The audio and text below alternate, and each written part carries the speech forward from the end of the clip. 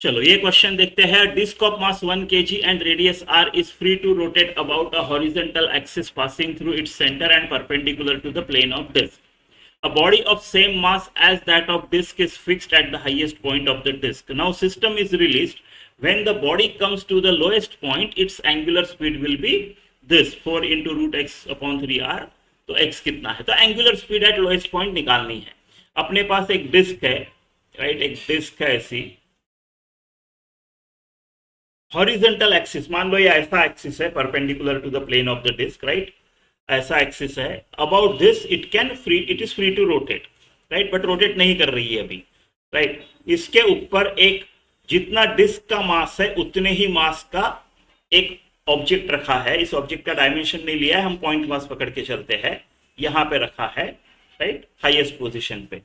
तो ये radius are है इसका, तो सेंटर से आर डिस्टेंस दूर मास रखा है. फिर इसको रिलीज कर दिया तो रोटेट होगा. हमको पूछा है ये जब मास है ये लोएस्ट पोजीशन पे जब पहुंचेगा तो ये जो सिस्टम है अपना, राइट? ये जो सिस्टम पूरा मास डिस्क प्लस मास है, इसका ओमेगा एट ये जब नीचे रहेगा तब इसका ओमेगा कितना रहेगा, ये पूछा है मेरे को, राइट? तो ये आपका फर्स्ट पोजीशन हो गया जब ये ऊपर था, और ये आपका सेकंड पोजीशन हो गया जब ये नीचे था. मैं फर्स्ट और सेकंड पोजीशन पे एनर्जी कंजर्व करने वाला हूं. Total mechanical energy at first position is equal to total mechanical energy at second position. Mechanical energy यानी के प्लस पीई. तो ये पोजीशन 1 पे रेस्ट पे है, राइट? तो यहाँ पे पीई कितना रहेगा? चलो पीई रिलेटिव है कहीं से तो रेफरेंस रखना पड़ेगा. तो ये है मेरा H equal to 0, PE equal to 0 वाला line horizontal at position 2, right? तो यहां से अगर गिन रहा है तो मेरा हाइट कितना है? r plus r 2r mg into 2r. इतना पोटेंशियल एनर्जी है इसके पास. इसके पास काइनेटिक एनर्जी नहीं है. ये फर्स्ट पोजीशन पे इस सिस्टम का कोई काइनेटिक एनर्जी नहीं है क्योंकि रोटेट नहीं हो रही है. फिर छोड़ दिया, फिर रोटेट हो रही है. अब 2 पे रोटेट हो रही है. 2 पे पीई 0 है क्योंकि जहां पे हमने 0 रेफरेंस पकड़ा है वहीं पे 2 है. इसका के क्या होगा? 2 पे जो के होगा वो हाफ आई ओमेगा स्क्वायर. सिर्फ रोटेशन ही है यहाँ पे, ट्रांसलेशन तो है नहीं. तो half I about this centre of mass into omega square. बस ये रखना है मेरे को, कंजर्व करना है. P plus K at 1 is equal to P plus K at 2, right? तो अगर ये करूंगा तो मेरा mg2r, this pe got converted into this ke. ये वाला, right? So 2 mgr is equal to half ICM. क्या रहेगा? I about center of mass, right? I about center of mass रहेगा. एक तो about this perpendicular to the plane going through the center का moment of inertia of disc होता है mr²/2, right? लेकिन मास भी है एक, r डिस्टेंस, सेंटर से r डिस्टेंस, राइट?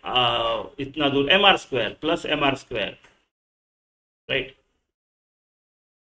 तो ये भी है ना, है ना, राइट?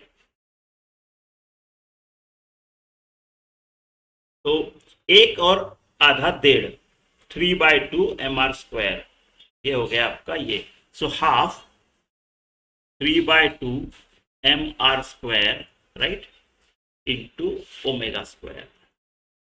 तो 4 और 2 8 mgr is equal to 3 mr² omega square. तो इससे देखो क्या आता है. एक तो एक आर कट जाएगा, एक आर बचेगा, है ना, एक आर बचेगा.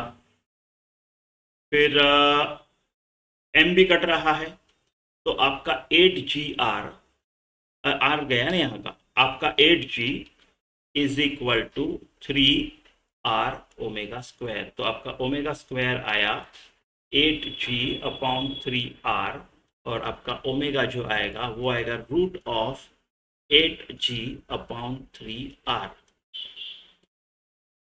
इसको हमको कंपेयर किसके साथ करना है? 4 रूट x अपॉन 3r, तो 3r तो ठीक है, राइट। अब ये 8g 4 बाहर निकाला अगर मैंने, तो 4 बाहर निकाला यानी अंदर कितने से मल्टीप्लाई किया, राइट, 16 से, है ना। तो आपका √8g से अगर मैं बाहर निकालता हूं 4, राइट, तो √8g, देखो ये 4 अगर अंदर डाल दिया तो 16 हो गया, नीचे का लिख नहीं रहा हूं क्योंकि सेम है 3gr 3gr। 8g यानी कितना हो गया √80, और ये कितना हो गया 16x, squaring both sides 80 is equal to 16x, x is equal to 5, तो आपका ये 5 आएगा।